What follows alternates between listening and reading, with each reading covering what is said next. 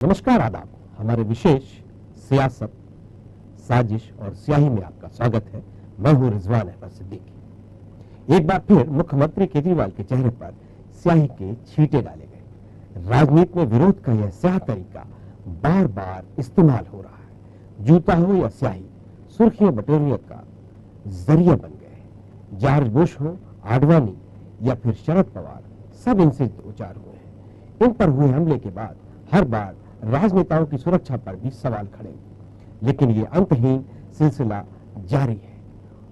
इबारत लिखने वाली रोशनाई का यह स्याह इस्तेमाल बहुत से सवाल खड़े करता है और चिंता में भी डालता है। यही हमारा आज का विशेष सियासत, साजिश और स्याही।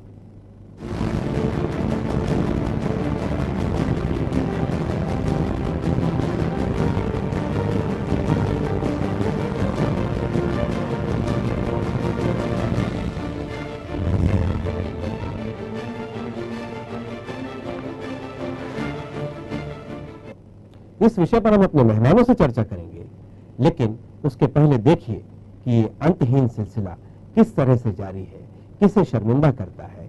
क्या ये हमारी व्यवस्था को चोट पहुंचाता है, उसे शर्मिंदा करता है, राजनेताओं को शर्मिंदा करता है, या और भी कई सवाल खड़े करता है। देखिए हमारी खास रिपोर्ट।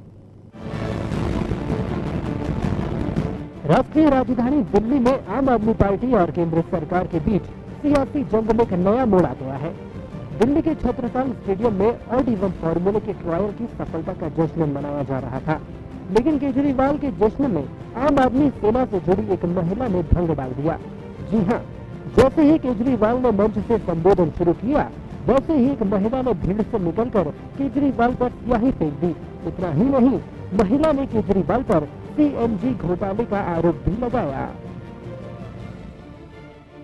ऑड इवन जो था वो बहुत पॉजिटिव रहा इनका, लेकिन उसके पीछे बहुत बड़ा सीएनजी घोटाला था जिसका स्टिंग था मेरे पास में, जिसके लिए मैं मुख्यमंत्री से मिलने गई, गोपाल राय जी से मिलने गई। इन लोगों ने मुझसे मिलने को मना कर दिया और आज जब ऑड इवन का ये लोग क्रेडिट लेने गए, उन लोगों को बधाई देने गए, तो मैं जनता को यही दिखाना चाहती थी कि आकर ये देखो। दिल्ली के मुख्यमंत्री अरविंद केजरीवाल पर स्याही फेंकी गई तो सियासी भूचाल तो आना ही था। दिल्ली के उप मुख्यमंत्री मनीष सिसोदिया ने इसे बीजेपी की साजिश करार दिया, तो आशुतोष ने इसे केजरीवाल की हत्या का प्रयास बताया है। एक तरफ आप पार्टी ने बीजेपी पर आरोपों की बौछार कर दी, तो वहीं दूसरी तरफ बीजेपी ने भी आपके हमले का बखूबी जवाब दिया। अब आइए आपको बताते हैं इससे पहले कब कब किस किस पर जूतों और स्याही से हमला हुआ है। 14 दिसंबर 2008 अमेरिकी राष्ट्रपति जॉर्ज बुश पर जूता फेंका गया। 7 अप्रैल 2009 तत्कालीन गृह मंत्री चिदम्बरम पर जूता फेंका गया। 18 अक्टूबर 2011 लखनऊ में अरविंद केजरीवाल पर जूते से हमला। 18 नवंबर 2013 केजरीवाल पर काली स्याही फेंकी गई। 2009 में बीजेपी के दिग्गज नेता लाल कृष्ण आडवाणी पर चप्पल उछाली गई। अप्रैल 2009 में एक रैली के दौरान तत्कालीन प्रधानमंत्री मनमोहन सिंह की तरफ जूता उछाला गया। दिल्ली के सीएम अरविंद केजरीवाल पर स्याही फेंकी गई, तो आप पार्टी ने आरोप बीजेपी के सर पर मल दिया। हालांकि स्याही फेंकने वाली महिला को कोर्ट ने एक दिन की पुलिस रिमांड पर भेज दिया है, लेकिन ऐसे में बड़ा सवाल ये है कि आखिर कब तक स्याही की राजनीति होती रहेगी। क्या ये राजनीति का गिरता हुआ स्तर नहीं? सवाल कई हैं और सवाल तो सवाल होते हैं, सवाल जवाब मांगते हैं। आखिर इन सवालों का जवाब कौन देगा? न्यूज़ वर्ल्ड बस। अपनी बात लोगों तक पहुंचाने का, मीडिया में सुर्खी पाने का, या फिर किसी को आतंकित करने का ये जो तरीका है, इसे हर हाल में सभ्य समाज में स्वीकारा नहीं जा सकता। इसकी निंदा ही की जानी चाहिए। लेकिन ये हो क्यों रहा है, कैसे हो रहा है, और सभी राजनीतिक दलों को इस पर किस तरह का विमर्श करना चाहिए, आइए इसी विषय पर हम बात करेंगे। हमारे साथ हमारे स्टूडियो में मौजूद है भारतीय जनता पार्टी के मुख्य प्रवक्ता विजेंद्र सिसोदिया, कांग्रेस की प्रवक्ता संगीता शर्मा, आम आदमी पार्टी की प्रवक्ता नेहा बग्गा और वरिष्ठ पत्रकार रमेश शर्मा। आप सभी का बहुत बहुत स्वागत है। रमेश शर्मा जी, आपसे ही हम इस चर्चा को शुरू करते हैं। ये क्या दौर आ गया है कि कोई अमेरिका के सबसे ताकतवर व्यक्ति को भी जूता फेंक के मार सकता है, कोई देश में एक जमाने में लौह पुरुष कहे जाने वाले लाल कृष्ण आडवाणी पर भी उसी पार्टी का कार्यकर्ता खड़ाऊ फेंक देता है, और ये सिलसिला जारी है। और अरविंद केजरीवाल ने तो हैट्रिक या उससे भी आगे बढ़ गए हैं। उन पर तो लगातार इस तरह की चीजें होती है, कभी कोई चांटा मार देता है, कभी कोई स्याही फेंक देता है, कभी कोई जूता मार देता है। और अगर हम बहुत पहले इस तरह के हमलों की बात करें तो मुझे याद आता है शांति सेना के एक जवान ने श्रीलंका में राजीव गांधी पर भी बट से हमला कर दिया। तो ये जो चीजें हैं, ये क्या हो रहा है? राजनेताओं की सुरक्षा और राजनीति में इस तरह का विरोध, इसे कैसे देखते हैं आप? देखिए, ये दो अलग अलग बातें हैं। राजीव गांधी जी पर जो हमला हुआ था वो हमले में ही आएगा, लेकिन ये जो स्याही फेंकने की और जूता फेंकने की जो घटनाएं हो रही हैं, ये कहीं ना कहीं ये दो चीजों को संकेत करती हैं। एक तो देश में राजनीति के स्तर में और आम आदमी में नैतिकता की गिरावट को, और दूसरी राजनीति में भी कहीं ना कहीं एक सुर्खी पाने का एक तरीका हो गया। ये जो घटना हुई जॉर्ज बुश की घटना के बाद से भारत में एक लगभग ही ट्रेंड चल पड़ा। भारत में बहुत से लोग हैं जो मौलिक काम करने के बजाय प्रसिद्धि पाने के लिए नकल करते हैं। ये आप नकल जीवन में भी देख सकते हैं। एक व्यक्ति ने एक तरह का कपड़ा सिलाया तो दूसरा ही वैसे सिला गया, ताकि उसको वैसी प्रसिद्धि चाहिए। एक व्यक्ति ने कोई राजनीति में डायलॉग बोला तो दूसरा राजनेता भी वैसे ही डायलॉग बोलेगा। तो इस तरीके से एक उनको फार्मूला मिल गया कि जूता फेंक करके या स्याही फेंक करके प्रसिद्धि पाने का। एक तो ये तरीका होगा। मुझे पता नहीं क्यों लग रहा है केजरीवाल जी पर जिस तरीके से एक से ज्यादा लगातार हमले हो रहे हैं और वो जो विरोधाभासी खबरें आ रही हैं, उन दोनों खबरों में जान हो सकती है। ये आरोप भी एकदम, मैं इसको निराधार एकदम नहीं मानता कि खुद केजरीवाल जी ने ये काम किया हो, क्योंकि वो लड़की आम आदमी सेना से संबंधित लड़की है। और दूसरा, जिस तरीके से भाजपा पर हमला किया है आम आदमी पार्टी ने, तो वो भी मुझे उससे जुड़ा हुआ मामला दिखता है, क्योंकि जब से जो वादे किए थे आम आदमी पार्टी ने, वो उनमें से एक भी लगभग वो पूरा कर नहीं पाए, लेकिन अखबार की सुर्खियों में वो बने हुए हैं। ये भी एक तर्क पक्ष हो सकता है। हम नया वर्ग से पूछते हैं कि क्या वादे किए थे, क्या इरादे हैं, कैसे किया है। और ये जो एक मीडिया में लगातार भारतीय जनता पार्टी, जिसको आपने भी खारिज नहीं किया, भारतीय जनता पार्टी की ओर से लगातार जो आरोप लग रहे हैं कि ये प्रायोजित भी हो सकता है, क्या कहेंगे आप इसको?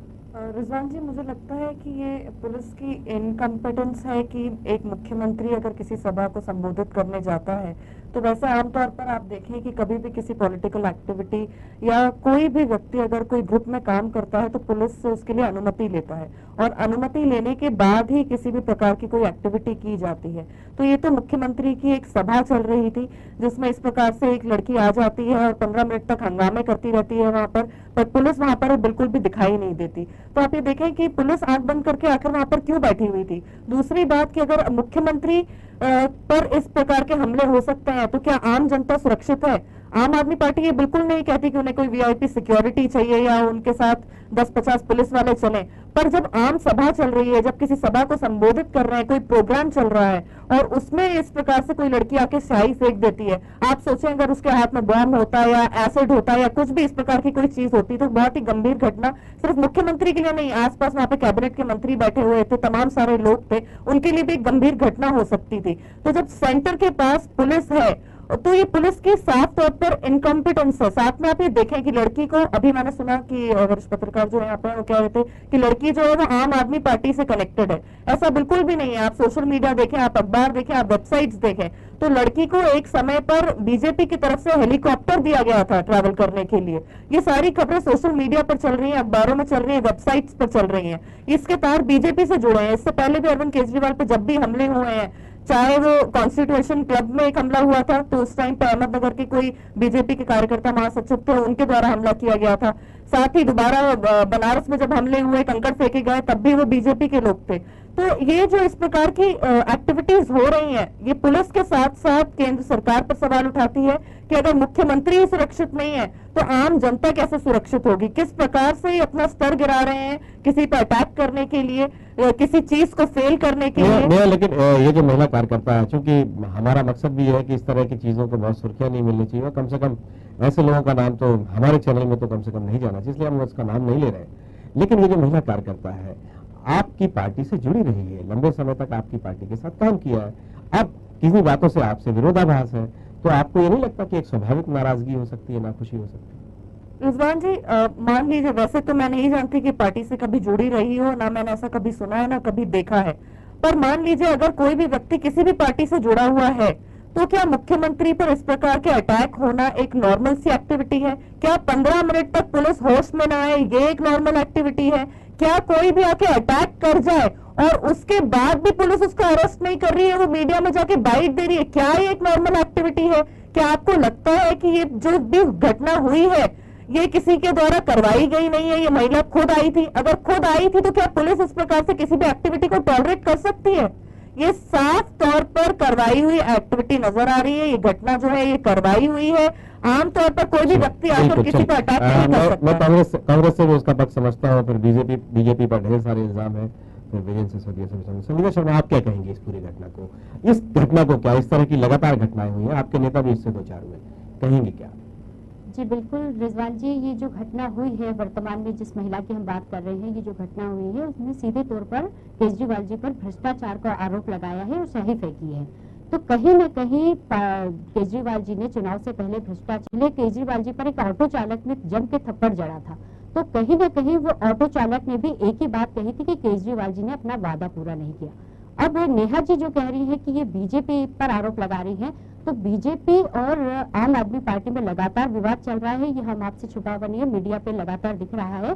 तो बीजेपी और आम आदमी पार्टी एक दूसरे पर आरोप प्रत्यारोप जरूर लगा रही है, पर कहीं न कहीं कभी आप इसे बीजेपी की बी पार्टी कहती थी, बीजेपी इनको बी पार्टी, आपकी बी पार्टी कहती थी। अब आप दोनों लोग जो है बीजेपी और कांग्रेस जो है दोनों लोग उनके खिलाफ बिल्कुल पूरी तरह से। वही कह रही कि विवाद इन दोनों के बीच है, आम आदमी पार्टी और भारतीय जनता पार्टी के बीच है, परंतु केजरीवाल जी का जो वादा था भ्रष्टाचार मुक्त का वो पूरा नहीं कर पाया, और मुझे लगता है कि यही नतीजे हैं। अभी बहुत कम वक्त है, अभी बहुत ज्यादा वक्त तो हुआ नहीं है, और एक ऑटो वाला समझ जाता है कि वादे पूरे नहीं किए, एक वो महिला जो स्याही फेंक के इतनी भड़काऊ उसका जो व्यवहार है, इतना उत्तेजक, वो जिस तरह से जाके, तो क्या ये वादे पूरे न करने की सोच है या इसके पीछे कोई सोची समझी साजिश आपको इसमें नहीं दिखता? दूसरा, साजिश भी अगर आपको नहीं दिखती है तो क्या किसी मुख्यमंत्री के आम सभा में इस तरह से जाकर हंगामा करना, उसकी सुरक्षा को खतरे में डालना, क्या आपको ये बड़ी घटना नहीं लगती? जी बिल्कुल, कानून व्यवस्था को तो चुनौती सीधे तौर पर मिल रही है इस अगर फुटेज को हम देखें तो, क्योंकि कानून कहीं ना कहीं पुलिस का वहाँ पर सिक्योर होना जरूरी था, पुलिस की सिक्योरिटी नहीं थी वहाँ पर, और वो महिला मंच तक पहुँच गई। ये बड़ा चैलेंज है सरकार के साथ और कानून के साथ, परंतु जो भ्रष्टाचार वाला मामला महिला ने कहा है तो कहीं ना कहीं उसमें भी सत्यता नजर आ रही है।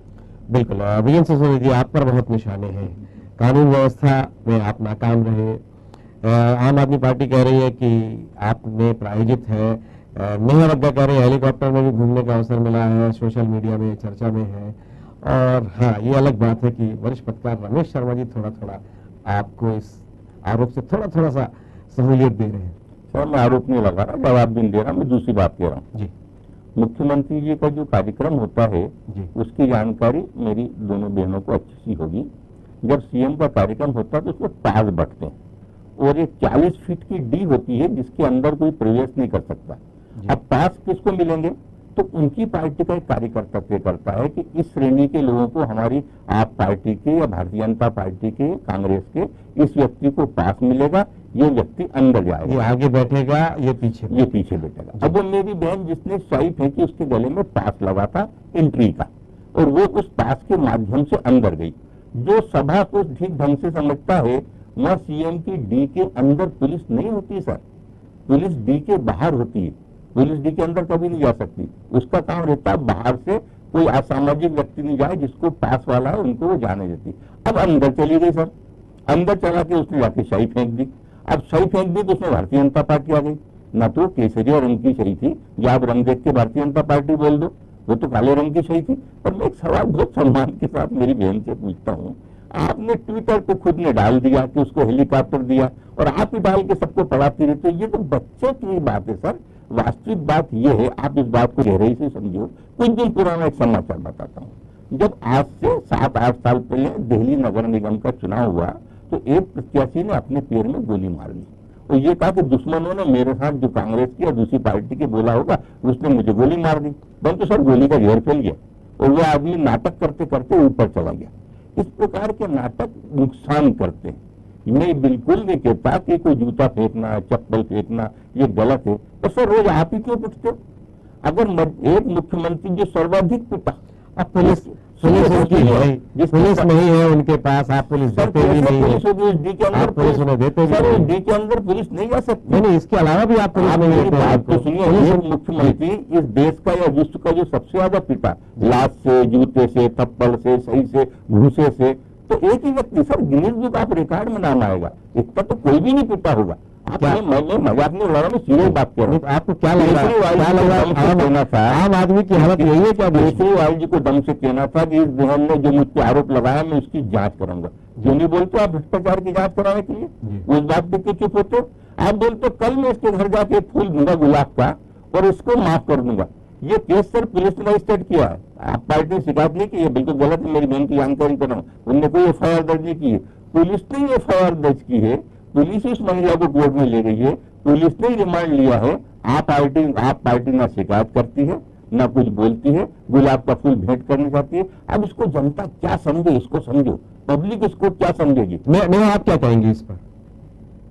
मुझे निश्चित तौर पर लगता है कि इस प्रकार की जो घटनाएं हैं उसमें कड़े कदम उठाए जाने चाहिए। पर एक तरफ मुझे ये भी लगता है कि अगर अरविंद केजरीवाल ने उसे कहा, सामने आने के लिए कहा, प्रमाण लाने के लिए कहा, तो वो भी एक सही कदम है। कल को नहीं तो मीडिया या इनके माध्यम से ये सवाल उठाया जाता है कि भाई अगर ये घोटाले को सामने लेकर आई थी तो उसे वहां पर रोक क्यों दिया गया, उसकी जबान क्यों बंद कर दी गई। तो ये तो कानून तो निश्चित तौर पे बनने चाहिए इस प्रकार की जो एक्टिविटीज होती हैं, पर साथ ही साथ सामने अगर कोई पीड़ित है तो उसकी सुनवाई भी जरूरी है। बिल्कुल। संगीता शर्मा आप क्या कहेंगे? जी बिल्कुल, सवाल तो उठ ही गया है। नेहा जी कह रही है कि कल को मीडिया सवाल उठाता, तो सवाल तो उठ ही गया है। केजरीवाल जी ने साफ तौर पर फुटेज में दिखाया गया है कि इसे छोड़ दो, इसे जाने दो। मतलब कहीं ना कहीं केजरीवाल जी नहीं चाहते थे कि ये सारे दस्तावेज सामने रख दिए जाए। जी हाँ, मैंने भी फुटेज देखे हैं नेहा जी, मैंने भी फुटेज देखे हैं। केजरीवाल जी ने कहा जाने दो। संगीता जी, मैं केजरीवाल के उस घटनाक्रम पर वापस नहीं लौटना चाह रहा हूँ। मेरा सवाल आपसे ये है कि इस अपमान का घूंट आपने भी पिया है। मेरा सवाल यही है कि क्या इस तरह की चीजों पर कोई सख्त कानून बनना चाहिए, ऐसे लोगों का तिरस्कार होना चाहिए, ऐसे लोगों पर किस तरह की कार्रवाई होनी चाहिए? रिजवान जी बिल्कुल, मैं इसी पर आ रही थी, पर नेहा जी की बात को कंप्लीट करके आने वाली थी, परंतु अब इसी सवाल का जवाब दे देती हूँ। मैं माननीय रमेश शर्मा जी ने जो बात कही है मैं उससे बिल्कुल सहमत हूँ। नार्को टेस्ट होना चाहिए। उतना भी सहमत है कि पूरे परिवार को भी जेल में डाल? नहीं, नार्को टेस्ट वाली बात से सहमत हूँ। उन्होंने कहा कि नार्को टेस्ट होना चाहिए, सच सामने आ जाएगा, क्योंकि बीजेपी और आम आदमी पार्टी एक दूसरे पर आरोप प्रत्यारोप लगा रही है। प्री प्लानिंग थी। सच सामने लाना बहुत जरूरी है, सच सामने, लेकिन ऐसा साहस न करे, ऐसा दुस्साहस कोई न करे। उसके लिए भी कोई सबक होना चाहिए। कोई बात, कड़े कानून अवश्य होना चाहिए जिससे ऐसे लोगों में भय का निर्मित हो कि वो आगे से सब कृत्य करने से पहले 10 बार सोचे। तो ये इसके लिए कानून कड़ा होना चाहिए। और दूसरा, नार्को टेस्ट जैसा इसमें होना चाहिए जिस महिला के साथ, उसके सच सामने आ जाए कि ये आम आदमी पार्टी की रणनीति थी या बीजेपी का केवल आरोप था या ये आरोप उस पर मर रहे थे। अब वो नार्को टेस्ट तो उसकी बहुत कानूनी मानता है नहीं, बहुत कठिन बात है, लेकिन कम से कम ऐसी प्रवृत्तियों को रोका जाए, कुचला जाए, इस तरह की कुछ सोच पर बात शायद आगे बढ़ सकती है। विजय जी आप क्या कहेंगे? नहीं, मैं दोनों घटना के पीछे जा, जॉर्ज बुश जी के साथ जो घटना हुई थी, अब आप उस बात को ध्यान करें, क्योंकि मैं आने के पहले वो नेट पे देख के आया था। 2 केस चला, उससे सजा हुई, उसको माफ नहीं किया। अडवाणी जी के हाथ जिसने चप्पल फेंकी थी उस पर 350 रुपए जुर्माना हुआ, धारा 144 उस पर लगी थी, वो बैरिकेड्स के अंदर कूद के आया था। इन दोनों केसों में हमने माफ करने की बात नहीं की, हमने कार्रवाई करने की बात की। कानून सख्त होना कानून चाहिए। नहीं, कानून कानून में दो पे तो एक्शन किया ना। जी। अब तीसरे पे अगर आप मैं साढ़े नाम नहीं तीन बोलता, मेरी बहन कुछ बीते बोलेगी। आप जिसकी बात कर रहे हैं वो शायद कार्यक्रम से हटकर कुछ बात है, वो मेरा सहपाठी रहा है, जो आडवाणी जी की अगर आपने बात की जी है, जी जी। तो वो उसके लिए 350 रुपए कौन सी बड़ी बात है, वो तो बहुत मामूली सी चीज है। सवाल एक्शन का, सवाल कम सजा हो गई, ज्यादा सवाल हुई, हमने उसकी रिपोर्ट की, कार्रवाई हुई, जितना जुर्माना हुआ। हम पीछे नहीं हटते, जिसने अपराध किया उसको सजा मिलना चाहिए। आप अपराध करने वाले से पीछे हटते क्यों हो? उसको माफ करने की बात करते क्यों हो? उस बात को छिपाते क्यों हो? आप उस बात को दबाते क्यों हो? ये बात अपराध पैदा करती है सर।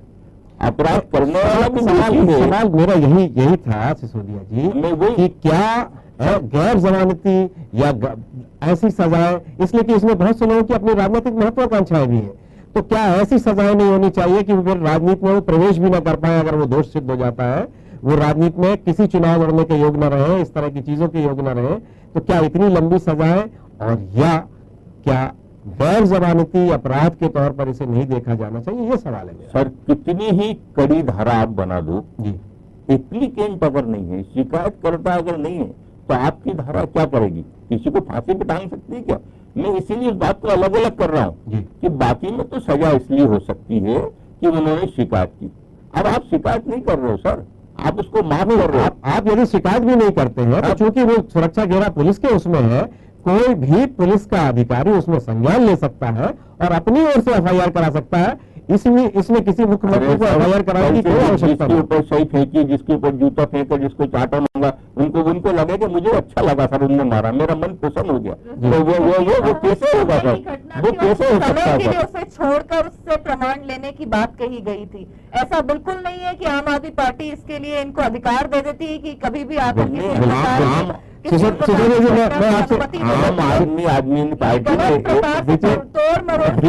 सिसोदिया जी, मैं थोड़ा आपको रोकना चाहूंगा। आम आदमी पार्टी ने विजय